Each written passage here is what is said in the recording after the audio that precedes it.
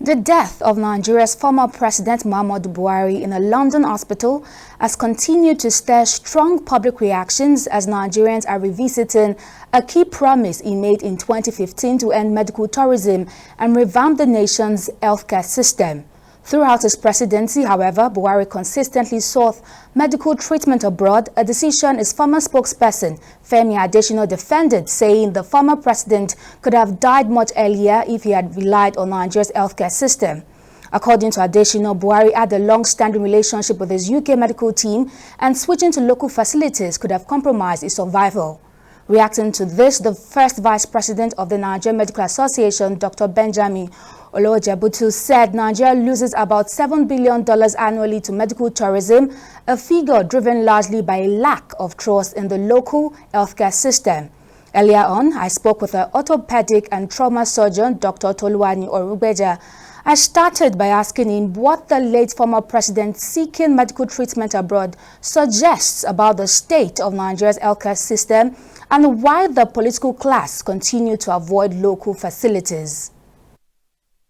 We as Nigerians have gotten so used to our politicians making promises and not delivering on them. And we don't even hold them accountable for these failed promises.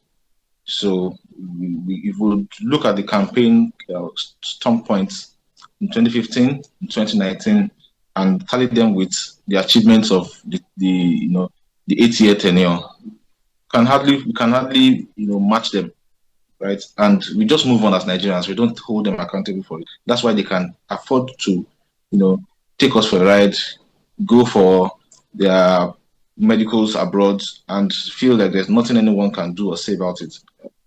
It does not really. It's a gross lack of trust, right, on the healthcare system that we have in the country, when our leaders, always opt for medical tourism. It doesn't speak well of the country when they do that, right? We cannot say that we lack the expertise, right? We don't have to prove it. It is there. We have the best of hands, we have the best of brains. Our problems are lack of infrastructure, lack of welfare packages to keep our hands and our brains in the country. So we have many brilliant and highly skilled specialists in Nigeria who have to seek, better welfare packages and greener pastures abroad. And so we're bleeding out. We're losing our hands and losing our brains to other countries. But right here, we still have the hands to handle any kind of. What is his diagnosis? I'm sure we have the hands to take care of him. So it doesn't speak. It's not a slap on the medical community. It's a slap on the presidency and our government. Right? It shows their lack of interest, their lack of commitment, and their lack of trust in what we have in-house. Okay, now the former presidential spokesperson Femi Adesina stated that President Buhari would have died a long time ago if he had received treatment in Nigeria. Now, some have interpreted this to mean that the necessary medical expertise was lacking locally, and then others believe that the choice to seek treatment abroad was influenced by the need for privacy. How would you respond to these perspectives? Okay. First of all, condolences to our former president, Muhammadu Buhari's family, right? Nigeria has lost an icon. That said, the statement from Mr. Femi Adesina was a very careless one. I don't think he thought it out carefully before making that statement. For a government who has held power for 8 years, to be able to utter such a statement that the president will have died a long time ago if he received care in Nigeria, that is a very careless statement, and that is me putting it mildly, right? So it's a slap on their face, like I said earlier, whichever way you look at it. So if we don't have the tools and the expertise to treat whatever ailment that he had, whose fault is that? Is it lack of brains?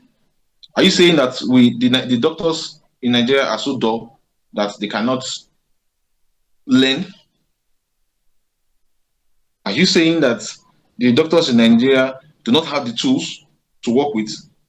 And whose fault would that be? Are you saying that we don't have the infrastructure to support the diagnosis, the treatment of the diagnosis of late Mr. President? Then whose fault is that? So that's why I said it's a very careless statement. If he thought that carefully, he wouldn't have made that statement, right? And I think that at this point, we as Nigerians need to realize that this is a struggle that is not for the medical community alone. It's a struggle for the average Nigerian. We Nigerians have left this struggle to the doctors or the nurses. But it's not a struggle for the doctors and the nurses alone. It's a struggle for the common Nigerian who would one day find themselves in that situation where they have to treat certain conditions. Would they, and if they cannot afford to go for medical tourism, are you saying that they are all going to die? That the average Nigerian has to die because we cannot afford to go to UK and London to receive health care? So really, that statement is a very careless statement. And the statement, if you're alluding it to lack of confidentiality, I think, again, that's another attempt to slap the medical community, which also does not stick